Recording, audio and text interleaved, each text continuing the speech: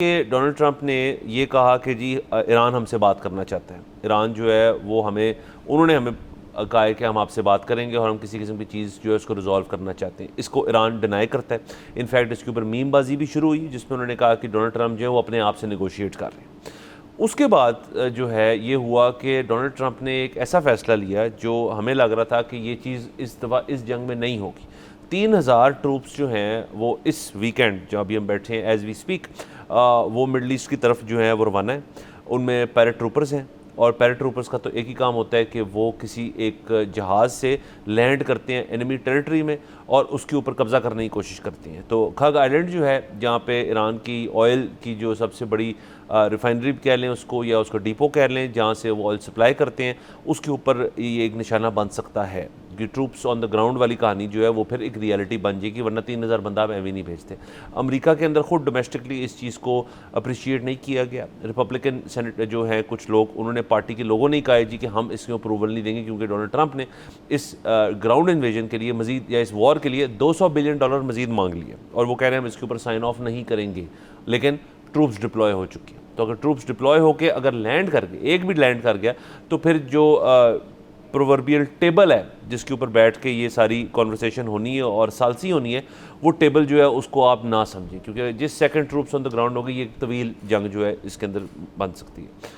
उसके साथ साथ जो प्रेशर्स पड़ रहे हैं दुनिया के ऊपर वो बड़े अहम हैं। पेट्रोल की कीमतें जो हैं वो कहाँ से कहाँ चली गई हैं। डोनाल्ड ट्रंप साहब जो हैं मंडे आने को होता है और मार्केटिंग खुलनी होती है तो कोई ना कोई बात कर देते हैं। ये पिछले हफ्ते भी हुआ, इस हफ्ते भी शायद हो, हम देखेंगे। लेकिन उससे फिर स्पेकुलेशन की आवाज़ें जो है बड़ी बढ़ रही हैं कि $560 मिलियन की स्पेकुलेशन जो है मुबैना तौर पे क्रूड ऑयल मार्केट के ऊपर हुई है। इसके ऊपर हम बाद में बात कर लेंगे। दूसरी जो बात है कि इसके अंदर जो है एक मीडिया पॉइंट ऑफ व्यू का है। मीडिया पॉइंट ऑफ व्यू बहुत इंटरेस्टिंग इस लिहाज से कि अब किसी को ये नहीं पता कि कौन सी बात कब माननी है और कहाँ उसको फिट करना है जब और लोगों से बात करनी है कि हम कौन सी बात करें और वो कौन सी करेक्ट है। इसके अंदर मैं अब पहले तो प्रिंट मीडिया को इंक्लूड नहीं कर रहा था, लेकिन कुछ खबरें प्रिंट मीडिया की भी बाउंस हुई हैं, बहुत सारी खबरें हमारे ब्रॉडकास्ट मीडिया की बाउंस हुई हैं और सोशल मीडिया को तो आप छोड़ ही दें कि उसके ऊपर तो हर किस्म की जो है बातें वो चल रही हैं। अब ये सारा कुछ जो है ये किस तरफ हमें लेके जा रहा है। आप अगर सिर्फ पाकिस्तानी अवाम की बात करें तो हाई ऑक्टेन की कीमत जो है वो उसमें ₹200 लेवी बढ़ा के ₹300 कर दी गई और ₹600 प्लस जो है और कुछ जगह पे ₹580 का हाई ऑक्टेन फ्यूल मिल रहा है। ये गवर्नमेंट ने किया। गवर्नमेंट ने सब्सिडी देने के लिए आवाम को, ख़ास तौर पे टू व्हीलर्स को ₹100 बिलियन जो हैं वो पीएचडीपी फंड से शिफ्ट कर दिए हैं ऑयल को सब्सिडाइज़ करने के लिए। और उसके साथ साथ एक स्मार्ट लॉकडाउन जो है उसकी आवाज़ें जो हैं वो फेडरल गवर्नमेंट से गूंज रही हैं।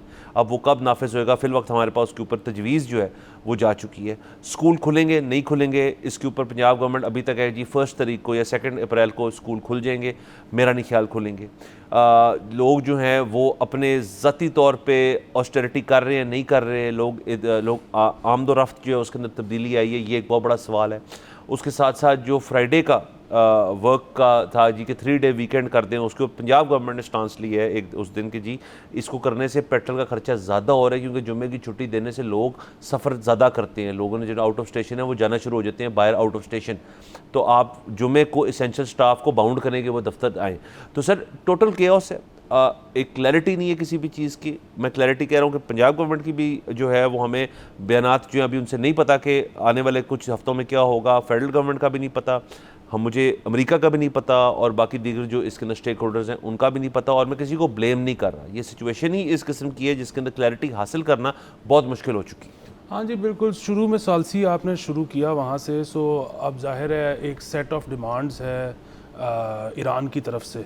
अब वो जितने भी पॉइंट्स हैं उनमें से अगर आधे एक्सेप्ट कर ले अमेरिका तो फिर जाहिर है, या आधे छोड़ें उसमें तो एक क्वार्टर एक्सेप्ट कर ले तो शायद ईरान जो है वो टेबल पर बैठेगा। जिस दिन वो ईरान टेबल पर बैठेगा वो मेज़ फिर कहीं भी सज सकती है, पाकिस्तान में भी सज सकती है।